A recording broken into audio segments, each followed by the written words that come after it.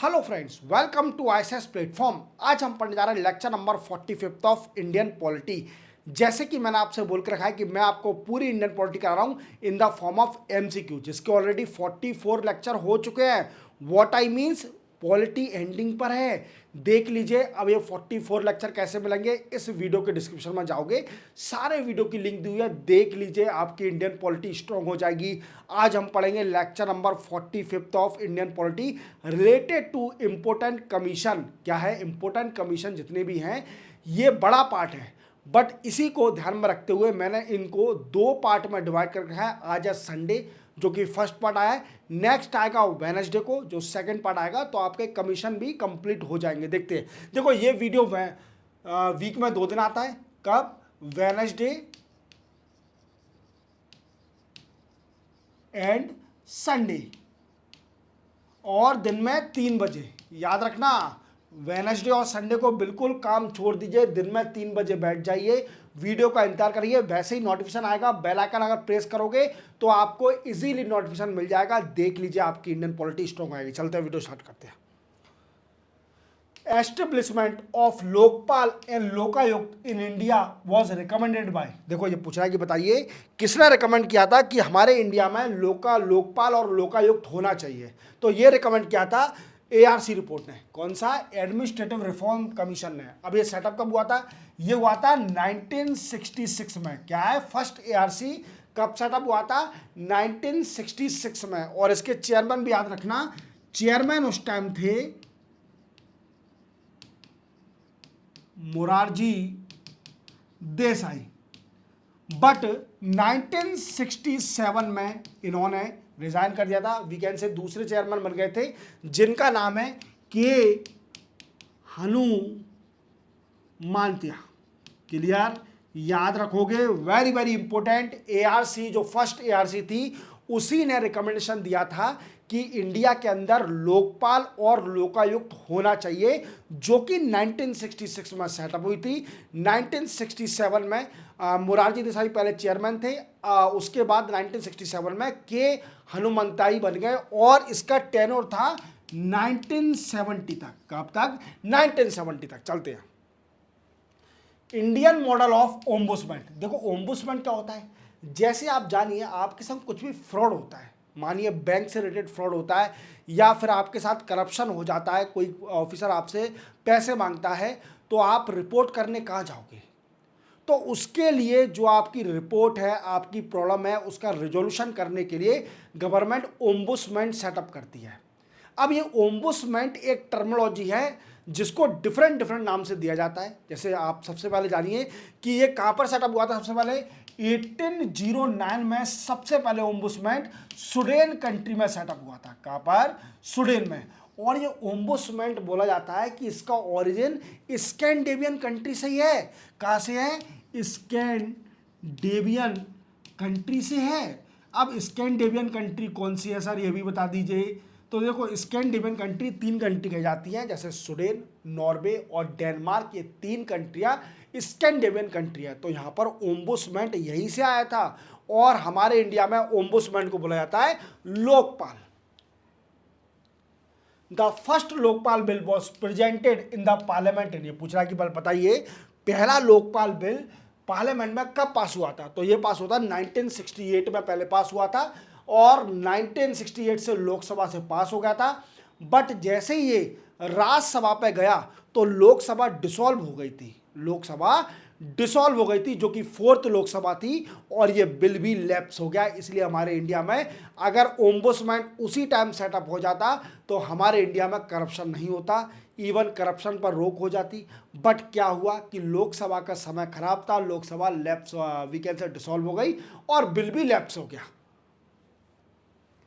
Which of the following has recommended that appointment of judge to the High Court should be through the participation of the executive, legislature and chief justice? ये पूछ रहा है कि बताइए किसने recommend किया था कि जो जज हाई कोर्ट के जजों की अपॉइंटमेंट होती है उसमें एग्जीक्यूटिव, लेजिस्लेचर और चीफ जस्टिस तीनों मिलके अपॉइंट करेंगे। बट आपको पता है कि अभी क्या है? अभी हमारे इंडिया में क्या होता है? हमारे इंडिया में जज ही जज को अपॉइंट करते हैं। क्लियर? जैसे आप जानते हो, क्लियर। और आपको पता होगा 2014 में एक बिल भी आया था जिसको बोलते हैं नेशनल जुडिशियल अपॉइंटमेंट कमीशन। अब इस बिल में क्या था कि जैसे आप जानते हो कि जज को जज अपॉइंट करते हैं, एग्जीक्यूटिव और लेजिस्लेचर का कोई रोल नहीं होता, क्लियर। तो क्या है कि ये बिल निकाला था पार्लियामेंट ने कि जिससे एग्जीक्यूटिव और लेजिस्लेचर भी पार्टिसिपेट कर सके, किसमें, अपॉइंटमेंट टू द जजेस इन हाई कोर्ट और द सुप्रीम कोर्ट। बट क्या हुआ कि सुप्रीम कोर्ट ने 2015 में इसको स्टक डाउन कर दिया, बिल को अनकॉन्स्टिट्यूशनल बोल दिया, क्योंकि ये जुडिशरी की इंडिपेंडेंस के अगेंस्ट था, क्लियर। तो याद रखना, वेरी वेरी इंपॉर्टेंट, किसने, सेकंड एआरसी ने रिकमेंडेशन दिया था, बट अभी तक इंडिया में नहीं है। विच of the following statement about the Lokpal bill 2011 is correct. ये पूछ रहा है कि लोकपाल बिल 2011 जो पास हुआ था, इसके बारे में कौन सा स्टेटमेंट सही है। Was introduce in the Lok Sabha on 4 अगस्त 2011, बिल्कुल सही है। Was introduce by Shri P Chidambaram, home minister, बिल्कुल गलत है। होम मिनिस्टर ने नहीं, मिनिस्ट्री ऑफ पार्लियामेंट अफेयर ने यह बिल पास किया था, याद रखना। Then after has been refer to the standing committee, definitely हर बिल स्टैंडिंग कमेटी पर जाता है। Has been term by civil society member as a weak, बिल्कुल सही है। सिविल सोसाइटी ने उस टाइम इस बिल को वीक बोला था। तो 3 सही है इसके, first, third and fourth, D answer है। In which of the following state the office of Lokayukta was first establish. पूछा कि बताइए ऐसी कौन सी स्टेट है जिसमें सबसे पहले लोकायुक्त सेटअप हुआ था। तो वो है महाराष्ट्र, और महाराष्ट्र में 1971 में सबसे पहले बिल पास किया गया था, Lokayukta and deputy Lokayukta act 1971। इसी बिल से महाराष्ट्र के अंदर सबसे पहले इंडिया में लोकायुक्त सेटअप किया गया था। चलते बना के, which one of the following state first establish the institution of Lokayukta. ये पूछा कि बताइए कौन सी स्टेट है सबसे पहले लोकायुक्त सेटअप किया। तो वही है महाराष्ट्र है, बिल पास किया था जैसे मैंने बताया आपको। The Lokayukta of Uttar Pradesh submit report to. ये पूछा कि बताइए उत्तर प्रदेश का लोकायुक्त अपनी रिपोर्ट किसको सबमिट करता है। तो डेफिनेटली गवर्नर को सबमिट करता है। गवर्नर क्या करता है, फिर रिपोर्ट को लेने के बाद ये प्रेजेंट करता है before state legislature of Uttar प्रदेश, याद रखना। Which of the following are the state where the chief minister come in the ambient of Lokayukta act. देखो ये क्वेश्चन समझना भी सही नहीं है, क्योंकि क्या ये ओल्ड क्वेश्चन है, और उस हिसाब से इसका आंसर सी था, मध्य प्रदेश और उड़ीसा। बट अब कई सारी स्टेट ने इसको अडॉप्ट कर लिया, चीफ मिनिस्टर को भी लोकायुक्त के अंडर डाल दिया है, क्लियर। चलते हैं, तो ये कोई समझने की जरूरत नहीं है। Civil society representative in the panel for drafting the Lokpal bill include. ये पूछा कि बताइए सिविल सोसाइटी से जितने भी रिप्रेजेंटेटिव थे जो लोकपाल बिल पास हुआ था, तो उसमें कौन कौन से मेंबर थे फॉर रिकमेंडेशन। तो इसके अंदर 5 मेंबर थे, याद रखना। मैं बता देता हूं आपको 5 मेंबर कौन कौन थे। पहले थे अन्ना हजारे, जो कि मेन थे, क्या, अन्ना हजारे। दूसरे थे अरविंद केजरीवाल, कौन थे, अरविंद केजरीवाल, क्लियर। थर्ड थे शांति भूषण, कौन थे, शांति भूषण। फोर्थ थे प्रशांत भूषण, कौन थे, प्रशांत भूषण। और फिफ्थ थे ये संतोष हेगड़े, कौन, संतोष हेगड़े, क्लियर। ये 5 मेंबर थे किसमें, सिविल सोसाइटी रिप्रेजेंटेटिव से, किस पैनल में, लोकपाल बिल को ड्राफ्ट करने के पैनल में थे। अब देखते हैं, अन्ना हजारे थे, बिल्कुल थे। प्रशांत जोशी नहीं थे, प्रशांत भूषण थे, तो सेकंड गलत। संतोष हेगड़े थे, बिल्कुल थे। किरण बेदी नहीं थी, किरण बेदी जो फर्स्ट आईपीएस इंडिया की बोली जाती है वो किरण बेदी है। शांति भूषण बिल्कुल थे। तो फर्स्ट, थर्ड एंड फिफ्थ इसका आंसर है, first, third, fifth, D answer है इसका। देख लीजिए, Bora committee was form to study. देखो बोरा कमेटी 1993 में सेटअप करी गई थी, और 1993 में बोरा कमेटी को सेटअप करने का मेन मोटिव क्या था। तो इसका मेन मोटिव ये था कि आपको जैसे पता है पॉलिटिक्स में और पार्लियामेंट में कई सारे क्रिमिनल पहुंच जाते हैं, और एक क्रिमिनल को रोकने के लिए एक कमेटी सेटअप करी गई थी जिसको बोलते हैं क्रिमिनलाइजेशन ऑफ पॉलिटिक्स। क्या बोलते हैं? Criminalisation of politics, politician of criminal. तो देखो, अगर क्रिमिनल जाएगा पार्लियामेंट में तो वो पार्लियामेंट को भी क्रिमिनलाइज कर देगा। क्लियर? तो इसी को रोकने के लिए कमेटी सेटअप करी गई थी, हालांकि रिकमेंडेशन एक्सेप्ट नहीं करे थे। तो ये किस लिए था? Nexus of politician and criminal, criminal और पॉलिटिशियन के बीच में जो संबंध है इसकी स्टडी करना, इसके लिए बोरा कमेटी सेटअप करी थी 1993 में। Who recommended to end Indian administrative service and Indian police service? पूछ रहा है कि किस कमीशन ने रिकमेंड किया था कि आईएएस और आईपीएस पोस्ट खत्म होना चाहिए। देखो, क्या आपको मैंने सेंटर स्टेट रिलेशन पढ़ाया था। सेंटर स्टेट रिलेशन में मैंने कई सारे कमीशन बताए थे, जैसे राजमन्नर कमीशन, सरकारिया कमीशन, पुंची कमीशन, ये कई सारे कमीशन पढ़ाए थे। अगर देखना है तो देख सकते हो सेंटर स्टेट रिलेशन के वीडियो।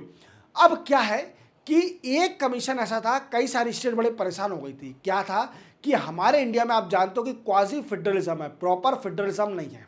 मतलब फेडरलिज्म क्या होता है कि equal power sharing between state and centre. Clear? But some time centre become more powerful, unitary government हो जाती है सेंटर में। तो इसी को देखते हुए कई सारी स्टेट ने ऑब्जेक्शन उठाया कि आप यूनियन अपॉइंट करती है आईएएस आईपीएस को और भेजती है यहाँ पर स्टेट में, तो ये गलत है। क्लियर? तो इसके लिए राजमन्नर कमेटी बनी थी 1969 में। कब? 1969 में कमीशन सेटअप हुआ था by Tamil Nadu government. Tamil Nadu government DMK government थी उस टाइम। तमिलनाडु गवर्नमेंट ने सबसे पहले राजमन्नर कमीशन सेटअप करा था और इन्होंने रिकमेंडेशन दिया था कि आईएएस और आईपीएस की पोस्ट खत्म होना चाहिए। और इसी को देखते हुए फिर बाद में रिकमेंडेशन एक्सेप्ट तो कर नहीं सकती सेंटर, तो सेंटर ने 1983 में सरकारिया कमीशन सेटअप करा था। बट सरकारिया कमीशन में ऐसा कोई भी रिकमेंडेशन नहीं था कि आईएएस और आईपीएस की पोस्ट को खत्म कर दीजिए। अगर आईएएस आईपीएस वो रिकमेंडेशन होता और गवर्नमेंट एक्सेप्ट करती तो हम आईएएस आईपीएस स्टेट के द्वारा बनते, ना कि सेंटर के द्वारा। किधर चलते अपन? Under which article of the Constitution the Protection of Human Right Ordinance was issued by President in 1993? ये पूछ रहा है कि बताइए। देखो, प्रेसिडेंट ऑर्डिनेंस पावर किस आर्टिकल में? Article number 123। कौन सा है? ऑर्डिनेंस पास करने की पावर किस पे? प्रेसिडेंट पे, अंडर आर्टिकल 123। और आर्टिकल 123 क्या कहता है? देखो, जैसे पार्लियामेंट सेशन में नहीं है, पार्लियामेंट हाउस सेशन में नहीं है, और नेशनल इंपोर्टेंस और नेशनल इंटरेस्ट का कोई ऐसा इशू आ गया जिसके लिए बिल पास करना है, अब पार्लियामेंट तो सेशन में नहीं है। क्लियर? तो क्या करेगा? प्रेसिडेंट पे पावर है कि ऑर्डिनेंस पास कर सकते हैं। It is similar to the bill pass by the parliament, but before 6 months parliament should pass this particular bill. जो ऑर्डिनेंस है तो वो भी लैप्स हो जाएगा। क्लियर? तो ऑर्डिनेंस ऐसे ही प्रेसिडेंट ने एक ऑर्डिनेंस पास किया था, protection of human right ordinance, जो कि अंडर आर्टिकल 123 है। When did the Protection of Human Right Act came into force? ये पूछा है कि बताइए protection of human right act कब आया था फोर्स में? तो ये 1993 में आया था, 28 सितंबर 1993। आई थिंक यही है, देख लेना। What was the objective of Protection of Human Right Act 1993? ये पूछ रहा है कि बताइए ऑब्जेक्टिव क्या है ह्यूमन राइट एक्ट 1993 का? तो better protection of human right, बिल्कुल है। To constitute human right protection commission, बिल्कुल है, नेशनल कमीशन सेटअप कराता है।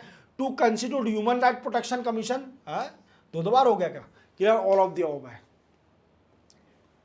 Who is not a member of the committee for the appointment of chairperson and member of National Human Rights Commission? ने पूछा है कि बताइए कौन इसमें से मेंबर नहीं होता है जो कि चेयरमैन और मेंबर अपॉइंट करता है नेशनल ह्यूमन राइट कमीशन के? क्लियर? देखो, जैसे आप जानते हो प्रेसिडेंट अपॉइंट करता है नेशनल ह्यूमन राइट कमीशन के मेंबर और चेयरमैन को, बट रिकमेंड कौन करता है? इसके लिए सिलेक्ट कमेटी बनती है। सिलेक्ट कमेटी बनती है और उसके मेंबर में कौन कौन नहीं होता है, पहले जानते हो कौन कौन होता है। देखो, पीएम होता है चेयरमैन। कौन होता है? पीएम होता है चेयरमैन। देन आफ्टर, इसके बाद leader of opposition. Leader of opposition किसका? लोकसभा का। Then after leader of opposition in Rajya Sabha. Rajya Sabha के अंदर लीडर ऑफ अपोजिशन जो भी होगा, लोकसभा राज्यसभा के दोनों मेंबर होंगे। देन आफ्टर, इसके बाद होता है minister in charge of ministry of home home affair की जो मिनिस्ट्री होल्ड करा होगा मिनिस्टर, वो भी इसका मेंबर होता है। Then after deputy chairman of Rajya Sabha, याद रखना ये मेंबर होते हैं इसके, क्लियर। 1 2 3 4 5 मेंबर होते हैं। Speaker of the house of people, sorry एक और मेंबर होता है speaker of house of people Lok Sabha, speaker भी इसका मेंबर होता है, क्लियर। ये 6 मेंबर होते हैं। स्पीकर होता है, बिल्कुल होता है। Chairman of the council of state बिल्कुल नहीं होता, वो तो वाइस प्रेसिडेंट होता है, ये इसका मेंबर नहीं होता। Leader of opposition the house of people, Lok Sabha का लीडर ऑफ अपोजिशन बिल्कुल होता है। Leader of opposition the council of state, Rajya Sabha का लीडर ऑफ अपोजिशन बिल्कुल होता है। चेयरमैन नहीं होता है।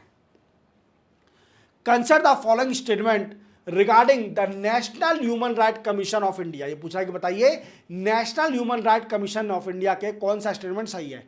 It chairman must be retire chief justice of India. देखो क्या है कि बिफोर 2019 से पहले क्या था कि जो चेयरमैन होता था नेशनल ह्यूमन राइट कमीशन का, वो हमेशा retired chief justice of India होता था। बट 2019 में कई सारे चेंजेस हुए, इसमें अमेंडमेंट करा गया कि अब सीनियर मोस्ट जज और रिटायर सुप्रीम कोर्ट का जज वही चेयरमैन भी हो सकता है, क्लियर। तो ये भी अब उसके हिसाब से मान सकते हैं, क्लियर। क्वेश्चन लेट आया था। It has formation in each state as state human right commission, बिल्कुल नहीं।